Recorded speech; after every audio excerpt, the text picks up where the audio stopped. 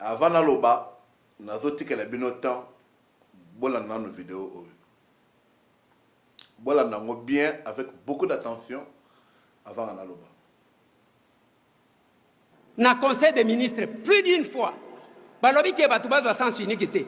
Kaba o bazaki na conseil des ministres wana, biso ba député to tambola na ba girofa, kabino ba membre bureau nde bozaka nango soki pe bo viola kanga na bité. Honorable président, kaba ngoma ko wana pioko. Ba sens unique et paille. L'État n'existe pas. Namoni makambo permis de conduire. Permis de conduire bazo pesa prix lokola marchandise ya koteka. On ne vend jamais le permis de conduire. Le permis de conduire s'obtient sur base ya examen ya koyeba ke mutu kezaya yo bomo ya batu ezaya batu misusu balabala ezaya l'État. Mais biso tozo sala débat sur le permis de conduire lokola marchandise tozo tek bako pesa. Je pense que bo landi ango bien te. Bazo zongi sangu lisusu. Trésor zongi sala vidéo wana bien bala nango na son matisa son yoka maloba wana landa vidéo skotolo baskoy. Na conseil des ministres plus d'une fois. Balobi ke batu bazwa sens unique te. Kaba o bazaki na conseil des ministres wana biso ba député to tambola na ba girofa kabino ba membre bureau nde bozaka nango soki pe bo viola kanga na bité. Honorable président, kaba ngoma ko wana pioko. Ba sens unique et paille. L'État n'existe pas. Namoni makambo permis de conduire. Permis de conduire bazo pesa prix lokola marchandise ya koteka. On ne vend jamais le permis de conduire. Le permis de conduire s'obtient sur base ya examen ya koyeba ke mutu kezaya yo bomo ya batu ezaya batu misusu balabala ezaya l'État. Mais biso tozo sala débat sur le permis de conduire lokola marchandise tozo tek. Voilà, je pense que nebo tali vidéo wana bomoni oyo ngana yebi oyo bino pe boyebi. Omoni na vie faut que nous communes efekate kozala moto biloba loba trote. Parce que tu qui le solo oyo. Pourquoi les gens se permettre à coacher la vidéo oyo?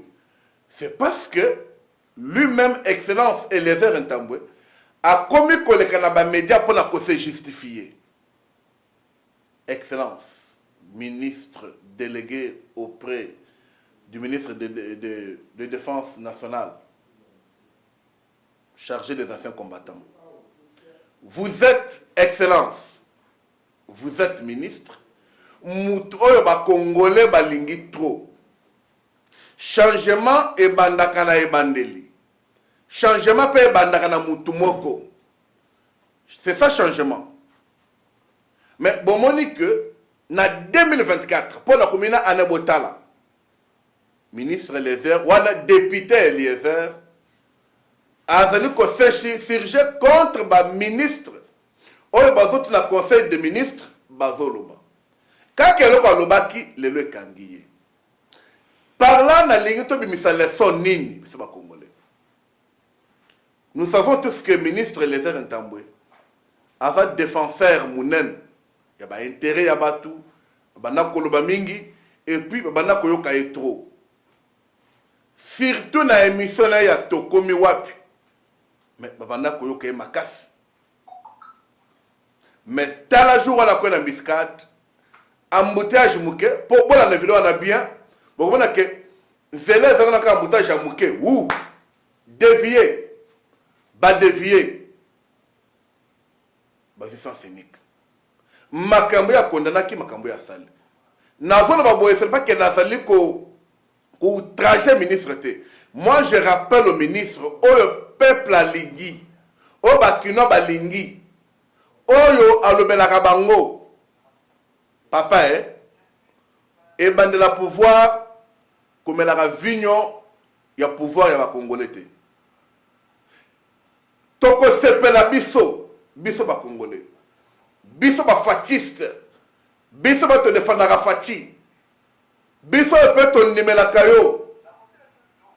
Toko sepela embouteillage ezeli yo posa na kati embouteillage. La chose à faire au faut tamona ba permettre ba militaire. C'est d'au moins ba keba fongola zela ba régler zela oya oleka. Mais solo comme ya ko ozo ya pe na retard. Ozo tika mbatu ozo côté na embouteillage excellence na mono ozo bebi sa carrière parce que ozo pesa bato sujet ya bato ya kotonga yo ozo pesa bato sujet ya ba critiquer yo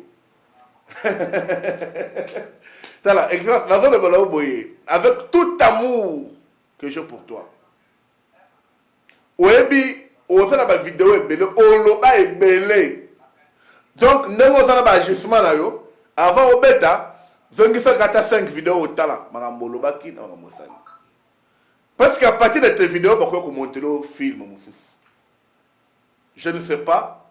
N'est dans zolo bassin dans zolo mamabe. Ou bien yo kanisa kini, n'est dans tes vidéos pour critiquer ministre Eliezer Ntambote. Natie pour comme référence, mais natie pour la collection que à lobaki c'est le contraire. Azonga nanzela. Zonga Congolais comme tous les Congolais ne vont Koloba. Zonga ministre responsable comme tu critiquais notre ministre. Wana malobananga. Wana peut conseil dans notre pesayo. Oui, dans le bien ezali conseil nga pe dans notre pesayo. Dans le belan de ko Eliezer, ministre Eliezer, honorable Eliezer. Pour balobakete mwana mokepa kobeta mbunda bakolo basalinin babini pour na tshelo kuna place ba lobeke na bakolo bakobeta mwana babini te donc awa le kama outrage ezate ay le kama na zo tali sa excellence ministre Congolais lingio mingi et Congolais yo kala ko mingi sala ba acte et manifestation de l'usus excellence kanisa jour wana embouteillage wana hein au télémaki na kati ya embouteillage siko Congolais sanene a filmé yo odi ça c'est nekete oyebi lisele linga beta malelo te est-ce que lisele linga beta malelo ça pouvait être modèle pour na ko prêcher ba ministre Moussous ah na suki wana ko sana nga pe saline e suki wana balande a fati développement balande na biso et c'est mon engagement que boza est belé et puis boza ko soutenir biso bon continuer ko landa biso ko partager ma vidéo na biso bon s'abonner massivement nazana fier na bino fort ba abonner na ngai nazana fier na bino makasi balandi na ngai donc tiens moi j'aime liker commenter partager si vous abonnez abonnez-vous et c'est sur makasi opesinga na même rythme na votre la vidéo Moussous parce que nga na ba ko loba ba que non alobaki non moi je vous mets la vidéo bino ba ka vidéo wana après tout solo là voilà la vidéo nous avons échangé sur les questions d'intérêt commun mais par la solidarité et les relations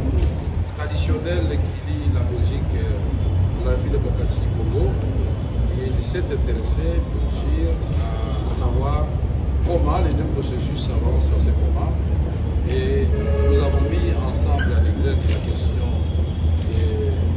humanitaire à l'est de la République démocratique du Congo, où les gens souffrent, où les gens n'ont pas demandé que la guerre éclate dans cette partie du pays, et où les services sociaux de base devaient continuer à fonctionner. Nous avons parlé de la diplomatie classique, qui est son domaine. En même temps, il ne faut pas oublier qu'il avait été élu les parlementaires, mais pour le moment, il est vice-ministre des Affaires étrangères. À côté du président de l'Assemblée nationale parlementaire, donc nous avons la diplomatie classique, la diplomatie parlementaire. Nous avons passé en revue les deux processus de Doha, c'est-à-dire Washington, qui met ensemble le président Tshisekedi et Kagame bientôt, et à travers leurs émissaires déjà, un accord de principe avait été signé. Les M23 et le gouvernement ont signé aussi une déclaration de principe. Mais nous avons tous constaté que cela n'a pas changé grand-chose sur le terrain. Donc les efforts doivent être faits et d'autres acteurs doivent être associés à cette démarche qui doit être globale. Car d'autres acteurs, la République démocratique du Congo doit se saisir de cette question. L'Afrique, au premier plan, avec l'Union africaine, l'Union européenne qui nous a accompagnés depuis longtemps et qui était à la base de la résolution 2773 ne doit pas être oubliée. Donc nous devons résoudre cette question de façon globale, dans l'intérêt de tout le monde, de la République démocratique du Congo, du Rwanda, et surtout de la population congolaise qui est la première victime de cette guerre. J'apprécie à sa juste valeur la diplomatie belge, j'emprunte le mot du vice-premier ministre, qui a été vocale, qui a été audible. La Belgique a, sans fioriture et sans ambiguïté, plaidé pour que le Congo et le Rwanda ne puissent pas bénéficier du même traitement, parce que nous n'avons jamais franchi la frontière commune entre les deux pays, le Rwanda et la République du Congo. Il y a un pays qui l'a traversé et c'est en violation des valeurs cardinales, des valeurs sacro-saintes de la Charte et des Nations Unies et de l'Union africaine. Et cela doit être condamné. La Belgique l'a fait, les 27 de l'Europe l'ont fait. Et nous étions étonnés de voir que ce soit la Belgique qui reçoive seul les coups du Rwanda et nous disons nous sommes solidaires et reconnaissants. Pour le reste, nous avons convenu de continuer à échanger pour enrichir nos deux visions respectives qui sont pratiquement les mêmes. Et après avoir vu le président de la République, il est content de voir que nous avançons dans le sens de rechercher la paix. Mais qui veut la paix prépare la guerre. Je ne dis pas que nous allons faire la guerre maintenant. Nous sommes obligés de nous défendre. Mais ce que nous voulons, c'est les dialogues entre États, les dialogues. Je pense, Bolandi vidéo on a bien. Et ça, en français, hein, bazon qui s'en le souci. Eh, je connais ça quand on a. Ou qui bien été, tu viens sur le deux fois. Ou quand on malam. Parce qu'il y a Koloba, il est belé. Mais je voulais dans le Koloba, sous bassement dans le peuple congolais et dans le compatriotes aux Hollanda. Biscagnon Fosal, France, Canada, États-Unis, Afrique du Sud, Côte d'Ivoire, Cameroun, Guinée, Brazzaville, aux la province de tous côtés Bozali, que aux Hollanda divin Mutombo, les politologues. Et c'est un gros élève. Tout le vidéo. Nous avons échangé sur des questions d'intérêt commun, mais par la solidarité et les relations traditionnelles qui lient la Belgique et la République démocratique du Congo, et de s'être intéressé, bien sûr, à savoir comment les deux processus avancent à ce moment. Et nous avons mis ensemble en exergue la question humanitaire à l'est de la République démocratique du Congo, où les gens souffrent, où les gens n'ont pas demandé que la guerre éclate dans cette partie du pays, et où les services sociaux de base devaient continuer à fonctionner. Nous avons parlé de la diplomatie classique, qui est son domaine. En même temps, il ne faut pas oublier qu'il avait été élu les parlementaires, mais pour le moment, il est vice-premier ministre des Affaires étrangères. À côté du président de l'Assemblée nationale parlementaire, donc nous avons la diplomatie classique, la diplomatie parlementaire. Nous avons passé en revue les deux processus de Doha, c'est-à-dire Washington, qui met ensemble le président Tshisekedi et Kagame bientôt, mais à travers leurs émissaires déjà un accord de principe avait été signé. Les M23 et le gouvernement ont signé aussi. Bolandi vidéo one. Là, c'est le président de l'Assemblée nationale, honorable Vital Kamerhe, membre du présidium de l'Union sacrée de la nation. Azo déclaré Liboso et Maxime Pivot, le vice-premier ministre, ministre des Affaires étrangères et de l'Union européenne, à que malgré l'accord Washington à Doha, il y a changement exacté. Pour n'aller, effort tout fait est nul. Dépense est nul. La question. Pourquoi, monsieur le président de l'Assemblée nationale, c'est devant un étranger, il peut faire sortir ses paroles? Ma question. Oh, les abisso. Tu vois le bon, boy, boy. Ngai naza fatiste. Ngai na suna fati. Nam to idepeste. Bolo on a église na bidowana. Oh, te ngai naza politologue. nous tous, nous faisons les constats. Tous constater makambo sur le terrain. Nauti ko ebisa bino ke bawazalendo bavi en embuscade convoi ya M23 FC na RDF bakufi ebele balungwa kibati bazokende Kitali na walikale kuna bakufi ebele.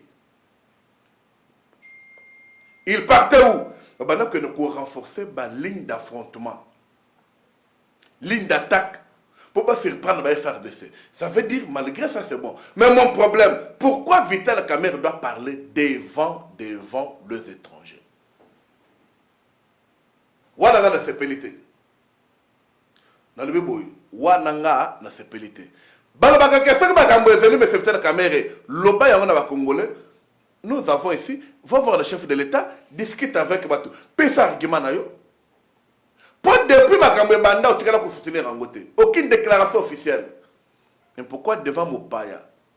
On l'a accès ma kambo zolo bawana. Le monsieur là c'est un Belge, hein? Eh bien, c'est un Belge. Est-ce que Boyebi dicto est Belge jamonen? Et Zalaka faire quoi?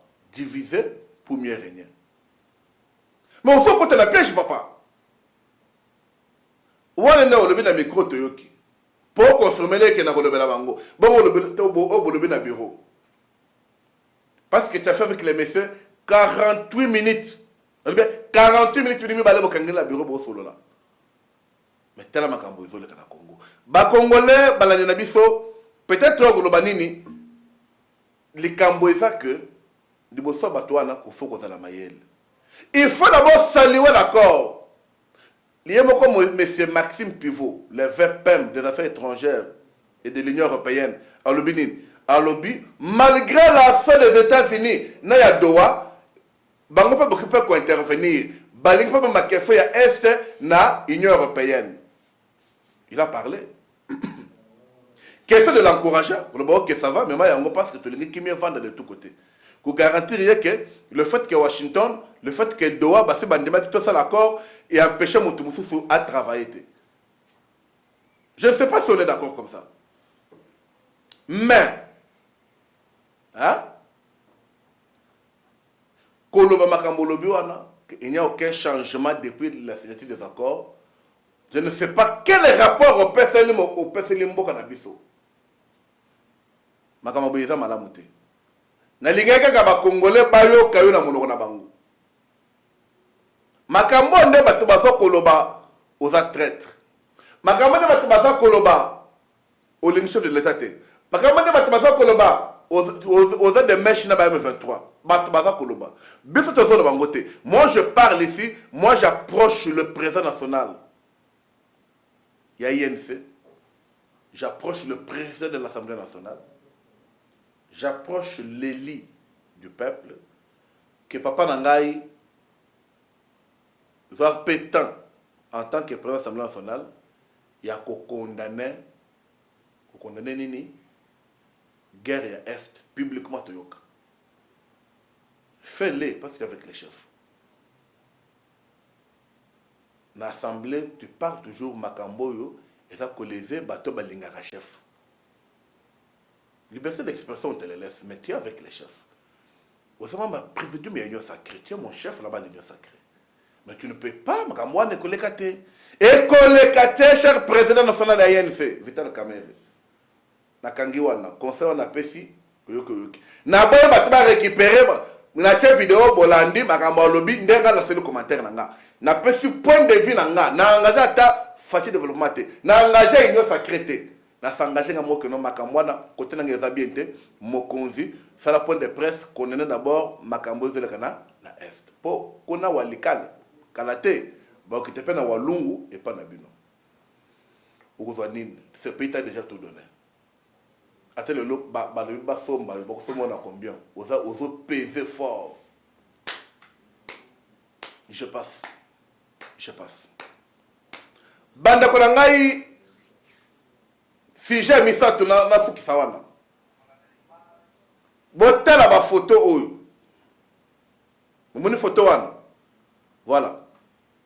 Omoni mama wana azali secrétaire général na ministère de la jeunesse. au moins papa bavande kuna on bazamisa twana ba directeur ministère jeunesse ba au moins kuna wana sima côté maman secrétaire général wana ba directeur misusu na bango tu wana wapi jeune. Ça veut dire que bato bomoni wana bazeli ko former ministère ya jeunesse au lelo excellence grâce Emi Koutino Azokamba. Je salue excellence madame la ministre grâce Emi Koutino. Tu es très la PC mbote prophétique. Alléluia. La PC prophétesse Emi Koutino mbote. Elle mérite tout ça. Mais dans la bateau, ministère jeunesse, donc dans ce pays, on n'a pas confiance à la jeunesse. Est-ce que c'est normal, Makamoboy? Est-ce normal? Est-ce normal? Vous quittez? N'a le bien, est-ce normal? Makambo te bela kangot. Oui, mais que na Congo, Makambo, c'est le contraire. Nandimi, n'a pas pas toi les raisons. Ministère de la jeunesse, botte la bateau et bango basana bango bango wana. Pas le ministère de la jeunesse. C'est la honte. Nde au monaka, privé ya makala eza na selemba o, bazo benga privé de makala. Mboka trouble. Mboka ya trouble. Aéroport, eza soki na sele, babenga ngo aéroport de Njili. Ah, mboko ye. Tala, biso toboyi bakambo wana. Biso tozolo baboyi. Tozala sérieux. Le chef de l'État, makambo tozolo bapo yoka, po tala. Ba mama ozomonona ba papa wana. Si bakoloka mwana. Bakoloka mwana papa. Ah, fatitulo bandenge papa. Bakoloka mwana bato ozomona wana.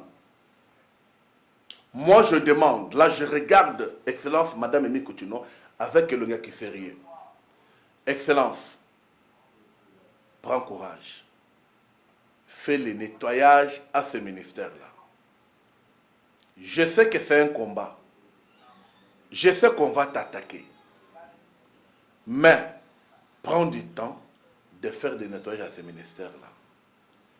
Et le ministère, il y a jeunesse. Alors, jeunesse, il faut et se retrouver. Quand je parle là, il faut pas changater. Mais il faut faire l'exception. Ce qui va avant yo, bakoka kite pour changer bilongo. Changer bilongo. Nadebo on a bango mosalate. Tinda bango atteint le ministère de la formation professionnelle. Tinda bango atteint le ministère des affaires sociales, atteint la culture et art. Que la jeune relève. Nous n'avons pas de jeunes capables de vous seconder comme secrétaire général. Excellence Madame la ministre, grâce à mes Koutino. Je suis du Mutombo. Je suis politologue. Je suis fasciste. Ces choses, je vous le dis, les politique empreinte dans le ministère, il y a jeunesse et éducation à la citoyenneté. Tika ba empreinte dans lequel a la place moussous. Au bazana âge ya retraite, bakken de retraite. Et par même occasion, je demande au chef de l'État, je demande à la première ministre, le chef du gouvernement, Madame Judith Semino, Bosunga grâce à Salam Moussala.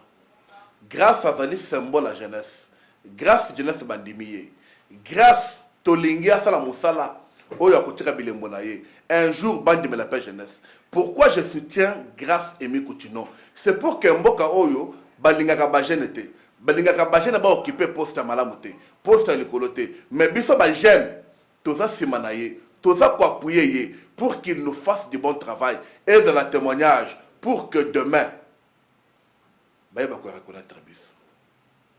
on avait un jeune, Constant Moutamba. On l'a combattu par de vieux. Il est tombé. Nous ne voulons pas que Bilongo et combattre grâce continuité. Parce que, dans le moment où il y a une décision forte, une décision dure, Bilongo est côté le mélaillé. Bilongo est colocaillé. Il y a un lobby, beaucoup locaillé, beaucoup craillé. je ne suis pas contre vous. Pour beaucoup, la vidéo nanga. Nga na lobi boke na chômage te. Na lobi bilongyo. Bati de bino na culture et art. Bati de bino na aménagement du territoire. Ce qui peut boboy, boke na la fonction publique. Parce que botique la bisi ministère de la jeunesse to kamba yango bisomoko. Ezali seul ministère ba pesa jeunesse. Ezali 53 ministères. Mais moi, n'est pas pour la jeunesse. Quand je parle, je demande aux Congolais qui m'écoutent de soutenir cette démarche. Madame la ministre, je pense que mon message est passé. Chers compatriotes, ça je parlais à Madame Grace Aimée Coutinho, Excellence la ministre, la prophétesse. J'aime l'appeler comme ça. Pas ça, c'est un ministère sans évocation. Hein? On n'a pas évoqué. On est appelé un ministère, puis il y a l'eau là et vendre. Mais la chose que nous voulons, c'est que il faut échanger. Pour notre pays, on parlera encore quoi? On parlera encore quoi? Les gens tambola, na bilembo, na lobi makambu. Na passer la dernière étape, si je n'anga. Oyo ekozala, bazo tia ba photo, na zoloba. On tika tenter. Hein? Na tika tenter. Oyo ezali bazo tia ba photo na zoloba. Botela ba photo oyo colonel wana. Le colonel bomoni botela mwasi wana. Bomoni sikoyo colonel wana omoni avion ba la kisa mopanzi wana asali crash. Bozo talango. Bango bakotaki avion. À la distance de 36 km, crash et Salem. Voilà. Bakoufi. C'est un colonel congolais de la FRDC et sa femme. Mais il y a qu'aucun mois, na minute bozola nanga awa, matanga eza na Rwanda. Tolo bakinini. Fati sokola la biso armé. Quelqu'un va me dire, mais yo, ça so moi. Batu bakufi so bandenga wana. Batu bakufi banani. To banako bilongo yo papa Fati bilongo za bilongo ba ya ba Rwandais. Personne ne nous écoutait mutoso kabisote. Mais tel muto kufeli na Congo. Avant qu'elle écoute qui sera na mission de service à Kofi, mais matanga eza na Rwanda. Ah. Quel degré d'infiltration? Mutu ya boya ko défendre mboka. Mutu ya boya pesa ko pesa formation mana pour la mboka. Je ne sais pas ce que bozola nanga malamba ndeko. Il est là. Morphologie wana. Na bon nanga pas problème. Mais tu que morphologie to ko tala wana, et la morphologie pirement à côté wana. Ils sont partis. Bafolo que Québec reparti comme basala matanga awa. Balela yawa. Non. Les restes ya kama bilamba na tout Rwanda matanga za kuna. Skoto lo banini. Armée na biso ti lelo infiltration za makasi. Armée na biso ti lelo infiltration za kaka makasi. Fati fongola miso. Papa bisika doute ezali. Tout le monde a doute. Chers compatriotes, bozotala. Bakofeli na Congo, bake kolele na Rwanda. Akomi riche na Congo, bake kolele na Rwanda. Crash wana. Izanza mu mutasalte ba makambo ete. Puto sokoraje tolo bangote. Skoto kolobanini. Skoto kosala. C'était pour vous dire, chers compatriotes, que biso totambola na information na bilembo na yango. Biso totambola na information na bilembo na yango. Tolinga makamba bibamba te. Vous comprenez? Tolingaka bibamba te. Tolinga makambu ya ono, bato balobaki, bato basalaki te. Biso totia image. C'est ça que j'ai voulu faire dans l'émission à l'élo. Il y a que non, makamwana lobaki, total anano, c'est que ça n'engue ni, Non, non, je ne voulais pas comme ça. Je vous prends au revoir maintenant. Je vous demande d'être branché sur votre chaîne. Partagez cette émission. Basango yokome la bande kumususu bazamisika. Abonnez-vous, vous s'abonnez, vous s'abonnez, vous s'abonnez. Vous s'abonnez vraiment à la chaîne OU. Vous s'abonnez vraiment à la chaîne OU. C'est ça ma demande. Je suis Divin Mutombo. Je suis politologue. Restez branchés. Mais avant aussi que ça n'a pas communiqué, moi, dans d'autres ça. Samedi, le 23 août 2025, manifestation mounène est organisée dans le collectif de mouvements associatifs de l'Union sacrée. Et kozala wapi, et kozala na salle ya Fatima. Fatima zalaka wapi, azana Gombe. Webi soki oza na Wileri, na bandawana. Ozo matavere régie des eaux. Au comme na bâtiment bobenga ka reine de la paix. Au côté avenue wana. Otunika ka wapi RTNCD. Ou bien wapi ministère ya communication des médias. Bisika qui sera semé à Kozala. Pouvez pas inviter. Son invitation, j'ai déposé ça aujourd'hui. Au côté de Fatima, il y a l'église catholique au côté. Peut-être le cas habité, ok, n'a volé chez Flore, restaurant Mokazawana, avant comme chez Flore. Fatima Izawana. Ce qui, nous, c'est la tanga est compliqué. Tout le cas, il faut que ça la ce qui est facile, au Tuni, au Goumana Fatima. Wana ba association, nous, c'est une sacrée. Bakumilingue le bakozala wana. Ça sera comme un challenge. De ressentir force de frappe. J'invite et je mobilise tous les présidents des associations. Et ça challenge. Visibilité na bino etali samajou wana. C'est notre sortie. Visibilité etali samajou wana. Je veux que le professeur André Mbata jour où on a senti que non, Moussala c'est la redynamisation et Botimbouma. Cher professeur André Mbata, tu es le bienvenu. Votre invitation a été déposée aussi aujourd'hui. Deux ans à TV dans le Mingité. À vous de prendre disposition pour que nous se saluons et personne. Je salue Trésor Mobiala. C'est ma caméra. Vraiment, mon salaire qui toque. Je lui souhaite encore de bonnes choses.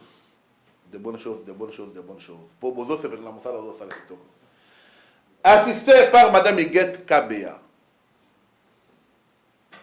Avant de aller à Zotala,